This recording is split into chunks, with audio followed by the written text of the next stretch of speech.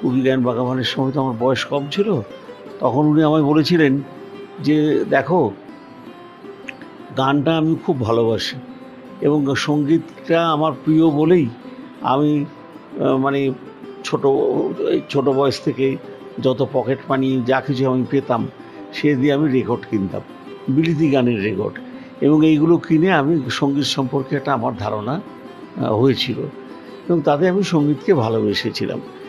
আর এই কারণেই সঙ্গীতকে ভালোবেসেছিলাম বলেই সঙ্গীতের প্রতি আমার একটা এমন ভালোবাসা ছিল, যার জন্য আমি অন্য সাবজেক্টগুলোকেও ভালোবেসেছিলাম। যেমন তার মধ্যে চিত্র পরিচালনা, এবং এই চিত্র পরিচালনার ব্যাপারে আমার ভালো লেগেছিল এই কারণেই যে মানুষকে একটা ক্যামেরার ভাষায় আমি সেটাকে আমি প্রয়োগ করতে পারি এবং আমি বিশ্লেষণ করতে পারি নানাভাবে।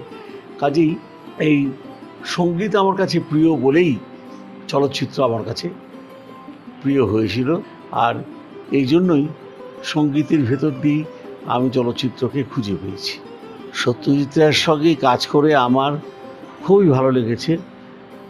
সত্যি কথা বলতে কি, উনি একজন চিত্র পরিচালক, একজন সঙ্গীত পরিচালক এবং একজন প্রাজ্ঞ সঙ্গীত পরিচালক, এবং এই সঙ্গীত পরিচালনা করেছিলেন বলেই তিনি তার যে ব্যাকগ্রাউন্ড মিউজিক, এগুলো আমরা লক্ষ্য করেছি, এবং সেই সমস্ত ব্যাকগ্রাউন্ড মিউজিকের ভেতর দিয়ে আমরা সত্যজিৎ রায়কে পেয়েছি, এবং তার সাংগীতিক পরিধি, জ্ঞান, এগুলোর পরিচয় আমরা পেয়েছি।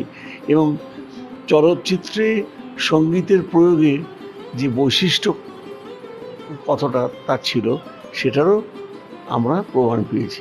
মহারাজা তোমারে সেলাম সেলাম, মোরা বাংলাদেশের থেকে এলাম। এই গানটার কথা নিশ্চয়ই সকলেরই মনে থাকবে। আর অর্থপর সেই সময়তে বাংলাদেশের যুদ্ধ চলছিল, কাজেই বাংলাদেশের যে একটা বৈশিষ্ট্য এবং এপার বাংলা ওপার বাংলা উভয়ের কাছেই যে বাংলার একটা বিশেষ স্থান রয়েছে, সেটা সত্যজিৎ রায় অনুভব করেছিলেন। আর সত্যজিৎ রায় নিজেরও দেশ ছিল ময়মনসিংহে, কাজেই এটাকে তিনি ফুটিয়ে তুলতে পেরেছিলেন অনবদ্যভাবে।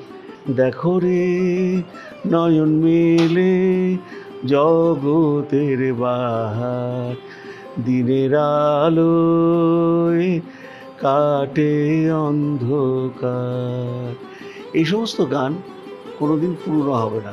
আমার মনে হয় মানুষ যতদিন বেঁচে থাকবে, সভ্যতা যতদিন থাকবে, সঙ্গীতের কদর যতদিন থাকবে বাংলা গানের, ততদিন এইসব গান মানুষের কাছে তার হৃদয়ে অম্লান হয়ে থাকবে। এইটুকুই আমার বিশ্বাস।